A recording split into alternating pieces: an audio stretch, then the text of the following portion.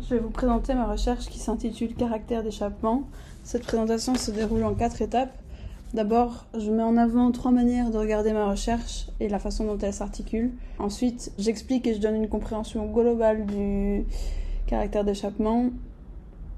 Après ça, je refais le point sur le rapport entre typographie et langage, qui est le focus principal de ma recherche et ce qui me permet de mettre en évidence mon processus.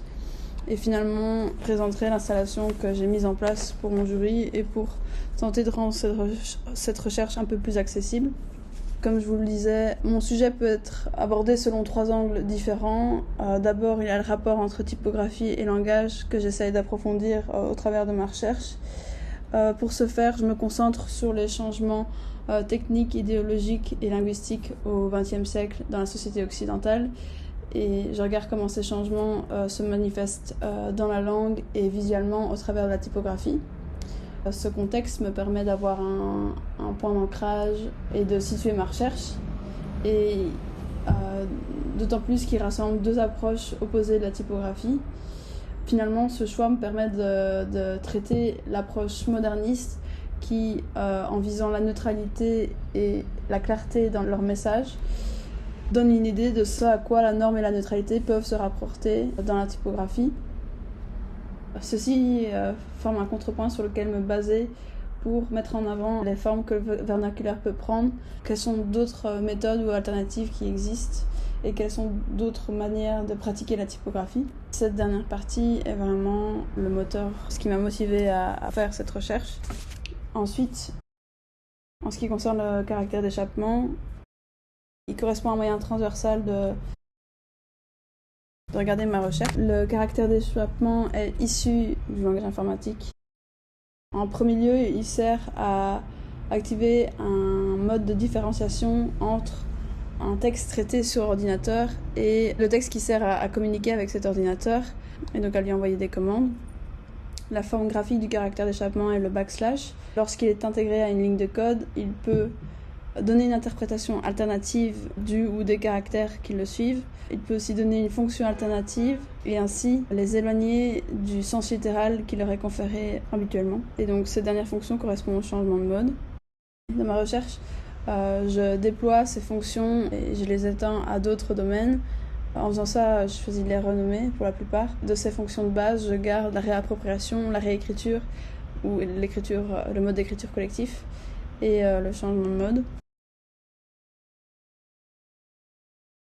Je vous ai sélectionné une série d'exemples dans mon mémoire qui mettent en scène certains aspects ou certaines de ces fonctions du caractère d'échappement. Dans l'introduction, dans la partie qui introduit le caractère d'échappement, j'associe directement le changement de mode au langage, puisque c'est un phénomène qu'on retrouve de manière récurrente. C'est-à-dire que pour s'éloigner du littéral, on peut se servir de l'ironie, de l'énonciation d'éléments typographiques, du langage corporel, du jeu d'acteur ou encore l'usage d'une seconde langue. Un peu plus loin, je fais part de mon expérience au cours d'un workshop qui s'est déroulé à Varsovie. Pendant ce workshop, on avait uniquement accès à l'alphabet latin polonais et c'était une contrainte lorsqu'il s'agissait de transcrire d'autres langues comme le français ou le norvégien, et même d'appréhender ces caractères ou ces glyphes sans connaître les sons auxquels ils sont habituellement associés. Donc il y a eu des interprétations alternatives de certains de ces glyphes ou diacritiques, donc de ces accents.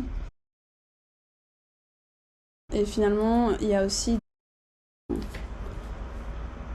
un autre bon exemple est le postmodernisme, au sein duquel il y a certaines actions qu'on peut associer à la réécriture, le détournement, la citation, la parodie, le pastiche. On peut le voir même ici avec cette couverture du NYQ où certains mots de l'athlète Magic Johnson sont repris et par lesquels on a collé un second message. Et donc on peut voir ça comme vraiment un exemple concret de la réécriture. Et ensuite, dans la partie qui traite de la relation entre la typographie et le langage, on peut s'apercevoir au fil des exemples que ce sont les outils et les techniques qui rapprochent ou qui relient la typographie au langage, autant au niveau de la construction des formes qui constituent l'alphabet que des formes qui sont développées au sein des polices de caractères. Ces mêmes outils et techniques ont aussi un rôle dans la persistance des langues, comme on peut le voir lorsque je parle de l'invention de l'imprimerie. Ils ont aussi un rôle dans la persistance des polices de caractères ou de systèmes d'écriture, même si j'en parle pas spécialement ici, au niveau de leur encodage ou de la numérisation. Finalement, au fil des exemples, on peut voir une corrélation entre technique, octroiement et application de pouvoir et langue. La fin de cette partie marque la distinction de la typographie comme un langage en fait en soi et autonome. Ce qui lui permet de se distinguer à la typographie, ce sont ces éléments, ce sont les éléments qui la composent, donc les blancs, les capitales, l'italique, la structure, les polices de caractères, etc.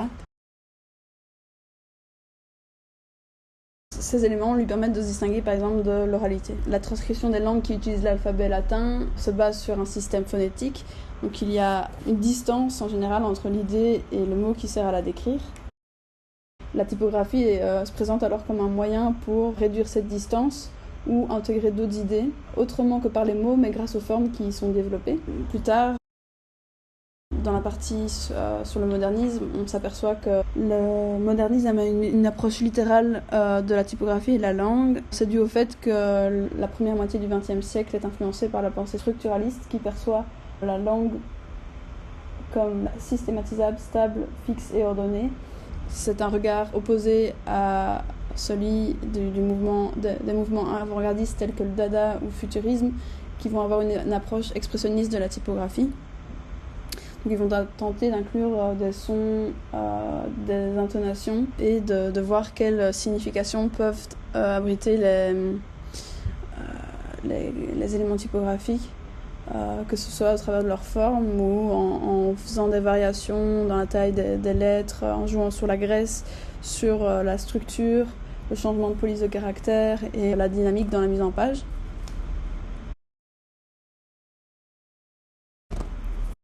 Les formes de communication alternatives que je présente dans la dernière partie me permettent de développer cette vision de la typographie comme mode de représentation supplémentaire en fonction de la manière dont les éléments typographiques et linguistiques sont utilisés. On le voit par exemple avec la stéganographie qui se sert des caractéristiques de la langue et de la typographie comme atout pour transmettre des doubles messages, c'est-à-dire un message caché au sein d'un premier message. J'aborde également l'écriture post-binaire qui, d'une certaine manière, réécrit la langue en proposant des nouvelles formes de glyphes ou de caractères et des nouveaux mots.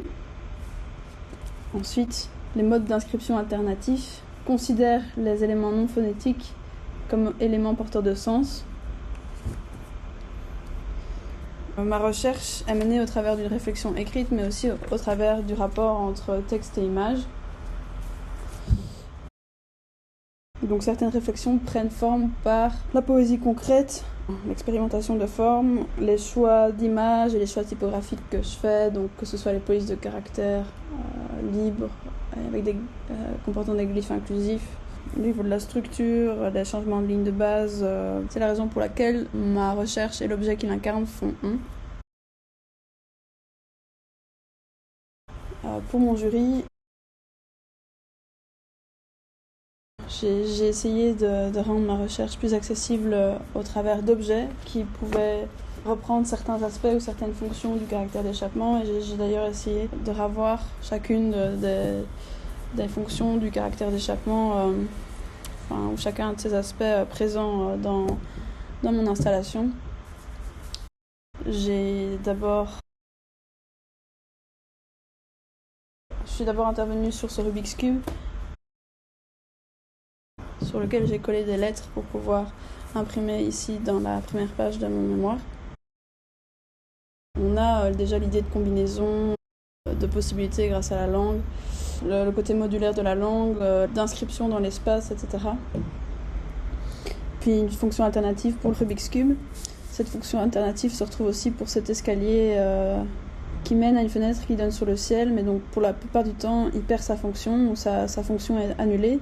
J'ai voulu du coup lui donner une fonction alternative aussi parce qu'il a une place importante et intrigante là où on exposait. En lui attribuant cette nouvelle fonction, j'ai fait évoluer sa forme. J'ai augmenté la surface de certaines de ses marches pour pouvoir y fixer des sièges de chaises. Tout autour, j'ai collé des fragments de texte de ma réflexion avec des lettres découpées en vinyle. Donc on a à nouveau cette écriture dans l'espace. J'ai aussi j'ai aussi suspendu des projets soit sur lesquels je me suis basée dans ma recherche ou qui font écho à certaines de mes réflexions. Donc des projets que j'ai réalisés au cours de ces 2 dernières années. Et donc en ce qui concerne ma recherche, j'ai conscience qu'elle est loin d'être exhaustive et majoritairement j'ai plutôt ouvert des nouvelles questions plutôt que je n'y ai répondu ou répondu de manière complète en tout cas.